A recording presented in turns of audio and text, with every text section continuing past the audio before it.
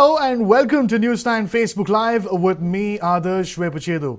Now, we have been constantly telling you as to how ever since the Galwan Valley clash, India has been mounting the digital attack against China. First, there were mobile utility apps, then companies undertaking projects in India, and in the latest, India is looking at banning several fintechs based out of China. Now, these fintechs are essentially mobile lending applications. The concerns around these particular apps currently under the lens are related to suspected data breaches. So what these apps do is that they access all of your sensitive information, including your account details, and this could eventually mean putting both your money and privacy at a great risk. The heat on these money lending apps was amped up after the RBI announced its loan moratorium as they were found using coercive techniques to recover their money. Some of the borrowers even reported that some lenders were misusing the permissions granted at the time of downloading and installing the application to access their personal data and contacts, and even threatening to call their friends and family members. Now, to tell us more about the perils behind the money lending applications, we have with us Jayant Kolla, founder of Convergence Catalyst, which is a telecom and internet technologies consultancy based out of Bengaluru City. Many thanks, Mr. Jayant, for speaking to us. To start things off, please tell us as to how safe or rather unsafe these applications really are. Right from your account details, personal information to your voice, everything can be used against you. Thanks, Adarsh. So if you look at it, the fintech ecosystem, hit the inflection point in 2016 in India. That is when most of the fintech startups started getting funding, and a number of apps and companies started getting launched. Right. And a bunch of them were lending apps as well. Now, if you look at, for most of the fintech companies and especially lending app companies, the value for the company, what they do essentially is, apart from, lending, providing a platform for lending and borrowing money, either to SMEs or to individuals or peer-to-peer, what they are essentially building are these algorithms for profiling the consumers, right? Okay. In terms of their daily behavior. And they are in the business of actually building strong underwriting technologies and techniques, or these credit rating techniques earlier, which were only in the realm of few banking and insurance professionals and entities such as CRISIL, right? And with the advancements of machine learning algorithms, now technology startups can also do that. So the value for these app companies is essentially in building such algorithms, and to essentially make these algos that much more accurate, get a complete profile of the consumer. They tend to access as much data about the consumer through their mobile phone as possible. But why this profiling, Mr. Jayant, if I may interrupt? Okay, because the entire the value is in understanding what a consumer's daily behavior is, right? I mean, if if they can profile you and me, they can predict my behavior, and by that they can actually offer customized offerings and products and solutions in the fintech space.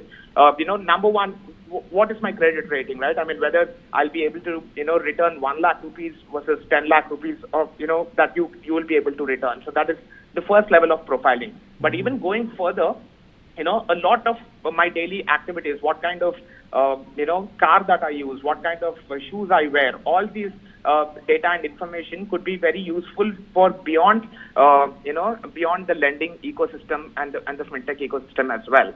So understanding more about the consumer and the consumer behavior is extremely valuable in the internet and the upcoming AI world. And most of the companies are building such algorithms, and that's where the value lies for the companies. Okay. Now, Mr. Jayant, another question that must certainly be looming in the minds of our viewers, especially those who may have taken loans from these very apps that we're talking about, is, in case if I have an outstanding loan and the app were to shut down, what next? How do I really repay? So most of these app companies, they need to partner with NBFCs, the non-banking financial companies, which are registered entities. Some of these app companies have also become NBFCs unto themselves. They've gotten the licenses from RBI. So even if these app companies were to shut down, the NBFCs, which are registered entities, they would remain, right? So as a borrower, you are still entitled to return the money, to the NBFC. And, there are two types of lending apps. Most of the lending apps and app companies in India focus on small and medium scale enterprises because of the predictability of the returns, the better profiling. There are only very few of them which, directly lend to consumers or individuals, and even when they do lend to individuals, the amounts are extremely small, and the return timelines are very small in the matter of a few weeks, 3 to 4 weeks, right?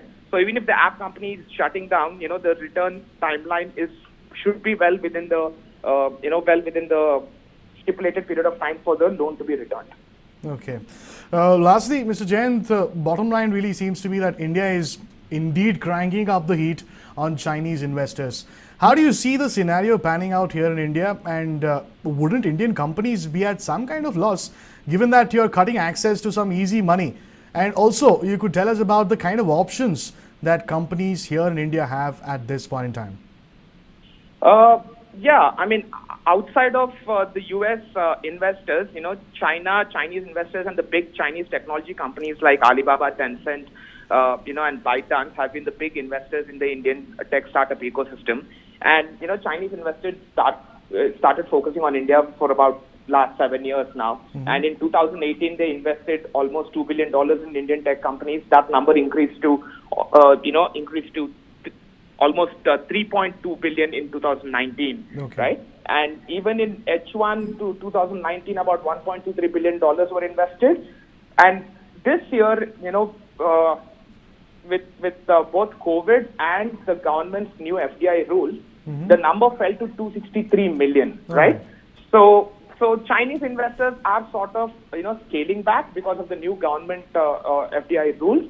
And, this is actually not a great option for, for Indian tech startups because, the lack of Chinese, funding has not been taken over by anybody else. There are few American, VCs like Sequoia recently closed about $1.35 billion fund for India, bang in the middle of pandemic, India and Southeast Asia investments. But, that's just one company, right?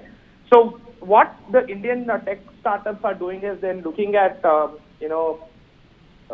Singapore-based funds and some family offices in Southeast Asia and in India. Okay, so for example, it was, I think, Zomato. Zomato had a $50 million round promised by Alibaba in January, when because of the FDI rule that couldn't happen. They went and raised $62 million from Temasek, which is Singapore's government fund, right? So the Indian tech startups are looking at a combination of US VC funds and Southeast Asia, especially Singapore funds and some family offices. So they're looking at that. But none of it eventually is Indian, because we're going after the Chinese companies, and we're not able to seem to offer some kind of an indigenous solution for all these budding companies now. Unfortunately, not at the rate that is required. So not at the rate what the Chinese money or funding has been pulled out from the market because of the FDI rules, or sort of blocked. I won't say pulled out, but at least made it that much more difficult. The Indian funds or the Indian entities were not able to compensate at the same rate. There are some really indigenous funds such as Bloom Ventures which do a great job. But not enough. I mean, the rate of inflow by the Indian funds or the Indian family offices has not been able to cope up with the rate of block of the Chinese funds. Now, Mr. Jain, before we let you go, you could tell us about how in almost every application that we download from, let's just say, the Google Play Store, it seeks a bunch of permissions from you. before you actually go ahead. So how Right. important is giving this particular application all of those permissions, and what are the kind of losses that we could entail in case if we're not giving those permissions to the company, and how wary should we be as to what we're downloading and what we're consuming eventually? So these days, almost every app asks for access to everything that you do on your mobile phone, and even some of the apps even ask for access to your microphone. Yes. That is only because voice-based natural language processing and artificial intelligence has come of age, especially in the last 2-3 years. Right, and like I said, most of the internet consumer internet-based companies and apps are in the business of profiling their users right now. Right, so even if it's a very simple messaging app, it might ask access to your microphone and various other stuff which it need not. So number one, as a consumer, you just have to be wary. Most of these apps, if you don't give permissions, they won't just let you download or use the app. So it's a personal call that every consumer needs to make. Okay, but second thing is, at the regulatory level, the Indian government is also actually coming up with a lot of data localization policies.